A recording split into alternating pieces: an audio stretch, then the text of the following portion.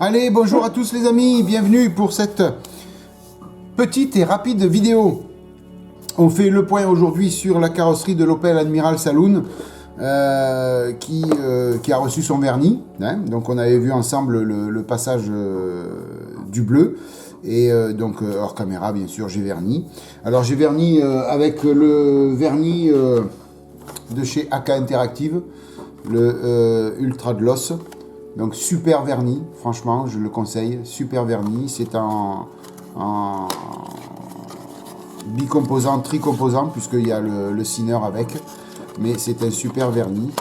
Voilà, donc je le conseille à tous. Donc le vernis a été passé à l'aérographe. Et donc bien sûr, il va rester à venir passer tous les coups de poudre pour faire bien propre. Mais déjà la carrosserie elle brille déjà de mille feux. Alors l'important de cette vidéo c'était de pouvoir comparer les pièces, vous savez, comme j'ai peint en éclaté, voir s'il y a des différences de teinte au niveau du bleu, hein. On avait commencé ensemble cette série de vidéos sur la carrosserie et c'était pour vous montrer qu'on peut obtenir la même teinte sur des pièces différentes. Et là c'est le cas puisque il n'y a vraiment aucune différence de bleu.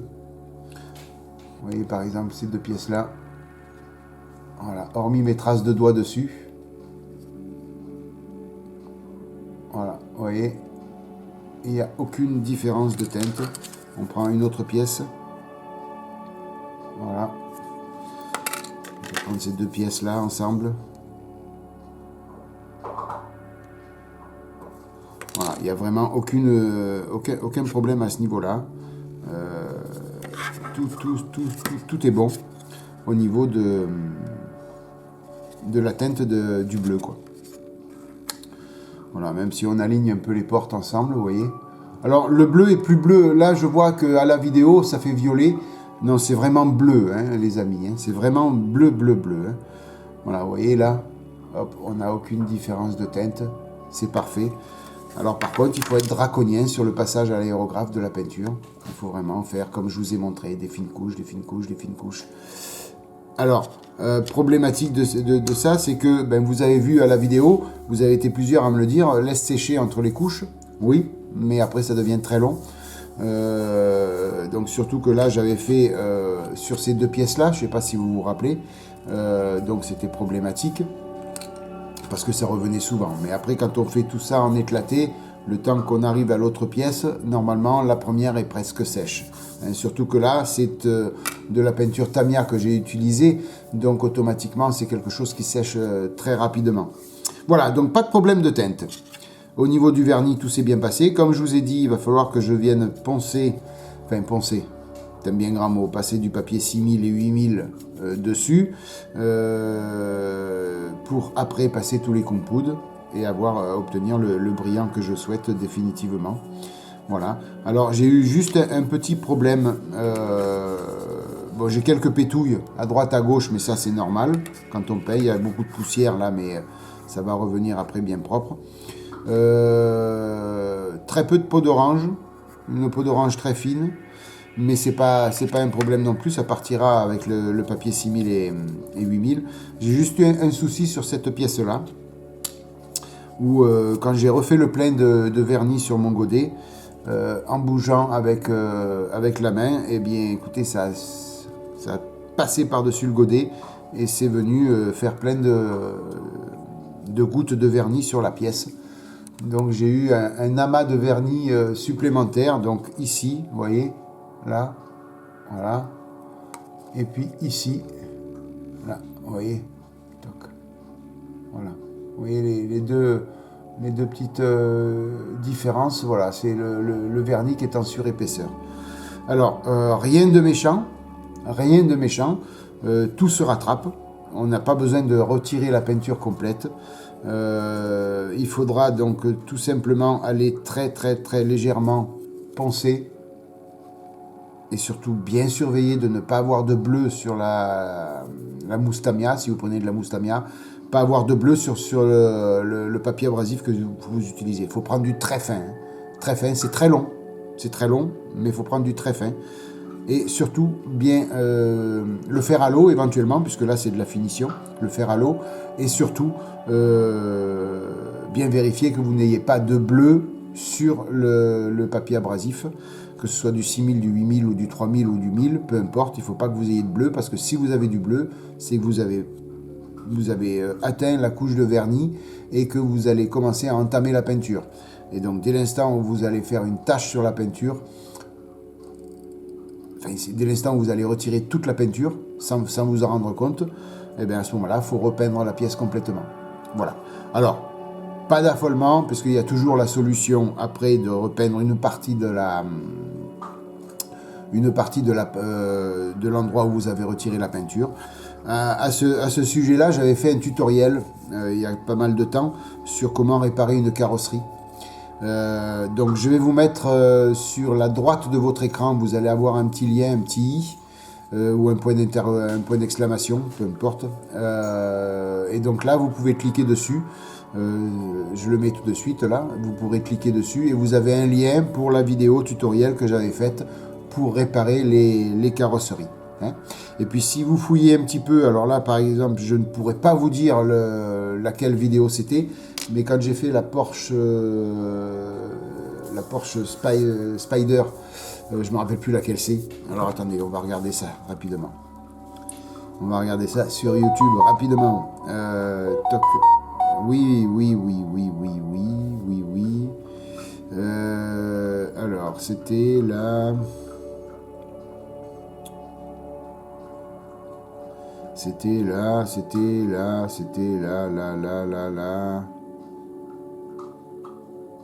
La Porsche Carrera Cabrio. Voilà. Je ne sais pas si vous vous rappelez. Voilà, la Porsche Carrera Cabrio. Alors, dans une de ces vidéos, il y en a 11 avec l'ouverture de boîte. Il y en a... oui, même pas. Il y en a 7 vidéos sans l'ouverture de boîte. Dans une de ces vidéos, j'explique aussi comment réparer la carrosserie, puisque j'avais abîmé la carrosserie de cette voiture. Voilà. Donc, où vous avez le tutoriel que je vous ai mis en lien en haut à droite, ou sinon vous allez fouiller dans ces vidéos et vous allez trouver comment réparer la carrosserie. Voilà. Hein, donc voilà, rien de méchant, il va falloir que je vienne poncer très doucement, et puis ça fera l'affaire. Hein. Et puis bon, si jamais j'abîme un peu plus, eh bien, on ira plus loin, on refera une réparation de carrosserie. Voilà, c'est entièrement de ma faute. J'ai trop remué le godet, et puis comme il était plein, ben, ça est venu... faire des grosses gouttes sur la carrosserie. Alors là, pas d'affolement quand c'est comme ça. Quand ça vous arrive, pas d'affolement. Vous laissez sécher. Vous n'essayez pas d'essuyer, vous n'essayez pas de faire quoi que ce soit. Sinon, vous abîmez encore plus. Vous laissez sécher. Là, le vernis, je l'ai fait il y a une semaine.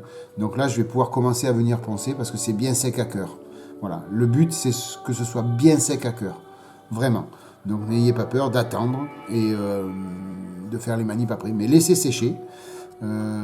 Et puis après, vous viendrez poncer sans problème. Si vous ne laissez pas sécher, si c'est pas sec si c'est pas bien sec à cœur, quand vous allez passer le papier abrasif, eh bien, vous allez creuser encore plus. Voilà, tout simplement. Hein. Parce qu'en dessous, de la petite bosse, il y a du vernis. Hein. Donc si on arrive à égaliser propre, tout est gagné. Hein. Voilà. Après, bien sûr, il faudra passer les 3 coups de poudre et ainsi de suite. Hein. Il n'y a pas de souci à ce niveau-là. Hein. Voilà, vous voyez, si on ajuste ces deux pièces-là, la couleur est la même, pareil.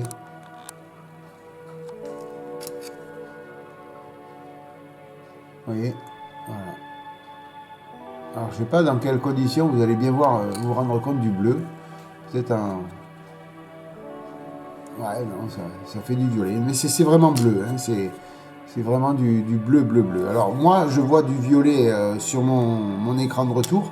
Alors peut-être que vous voyez du bleu à la vidéo, hein, je ne sais pas. Il faudra voir après au visionnage de la vidéo. Voilà, au niveau de la carrosserie, donc où on en est. Alors je vais pouvoir, dès que j'aurai fini de retoucher cette pièce abîmée, ben, commencer à continuer l'assemblage de la maquette. Et puis surtout, il y a pas mal de petits chromes à faire à droite à gauche. Et je viendrai les faire, cette fois-ci j'ai pris la décision, tout ce qui est chrome extérieur, je les ferai avec du bar métal. Voilà. hein, je prendrai du bar métal pour faire ça. J'en ai du bar métal chrome, mais je l'ai jamais utilisé dans ces conditions-là, donc je vais voir un petit peu ce que ça donne, si j'arrive à faire quelque chose de propre avec du bar métal. Normalement, oui, hein, si on s'applique bien, il n'y a aucun problème. Voilà, là, la carrosserie, elle est sale, parce qu'il y a plein de traces de doigts, il y a plein de poussière, mais après, elle sera bien plus propre quand j'aurai passé les 3 coups de coude. Donc, il y a un petit peu de boulot dessus, mais ça va aller vite. Voilà, pour la carrosserie, c'est tout ce que j'avais à vous dire. Je vous ai dit, ce serait une vidéo assez rapide, et voilà. Et je voulais vous tenir au courant de l'avancée de la carrosserie parce que c'était important de faire le suivi de ce que je vous avais montré en vidéo sur les passes de peinture. Et puis, petite nouvelle de Françoise, puisqu'elle va avec la voiture. Donc on ne peut pas parler de l'Opel Admiral Saloon sans parler de Françoise. Voilà. Alors, l'écharpe, le chapeau et la robe sont terminés. Voilà. Alors la robe, sans vouloir le faire exprès, j'ai pratiquement fait un effet cuir. Je ne sais pas si vous voyez, mais c'est pratiquement comme si elle était en cuir la robe, donc c'est sympa. Alors j'ai la ceinture en noir à faire, bien sûr. Il restera le sac et les chaussures à peindre. Et après, par contre, une petite retouche peinture sur tout ce qui est peau, parce qu'il y a eu quelques petites gouttelettes de peinture qui sont venues un petit peu se mettre dessus. Donc voilà, à faire attention à ça. Voilà. Donc, je vous mets en gros plan la robe.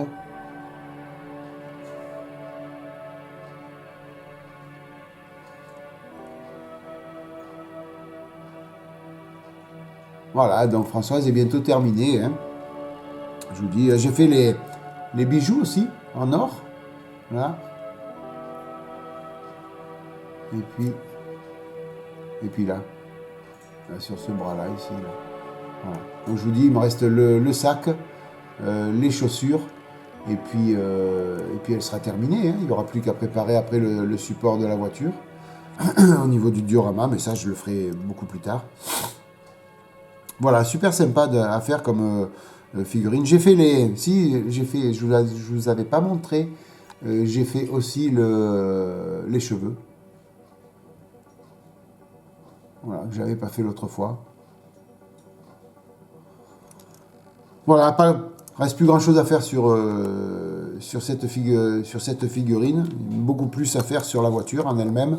Mais maintenant que la carrosserie est pratiquement terminée, ça va aller très vite après. Le plus long, c'est la carrosserie. Voilà, surtout quand elle est éclatée comme ça. C'est largement le plus long. Mais après, ça va tout seul. Hein. Après, ça va aller tout seul. Voilà, belle petite carrosserie qui va être bientôt terminée. Petite vidéo courte, hein, je ne sais pas combien de temps ça fait qu'on tourne, les amis. Ça fait ouais, tout juste un quart d'heure à peu près. Je comptais pas faire plus rapide aujourd'hui, j'ai pas le temps. Mais je voulais à tout prix vous tenir au courant de l'avancée de la carrosserie. J'espère que cette vidéo vous aura plu, les amis. N'hésitez pas à la liker si vous avez aimé. N'hésitez pas à partager mes vidéos sur les réseaux sociaux afin de m'attirer le maximum d'abonnés. Et vous, derrière l'écran, si vous n'êtes pas abonné, pensez à vous abonner. Cliquez à droite pour vous abonner sur la chaîne et cliquez sur la petite cloche pour avoir toutes les notifications de mise en ligne de vidéos. Voilà les amis, merci 1000 fois de votre fidélité et de votre soutien. Je vous souhaite plein de bonnes choses. Passez une bonne matinée, une bonne soirée, une bonne journée. Puis je vous dis à bientôt pour la suite de l'Opel Admiral Saloon. Bye bye, à plus. Ciao.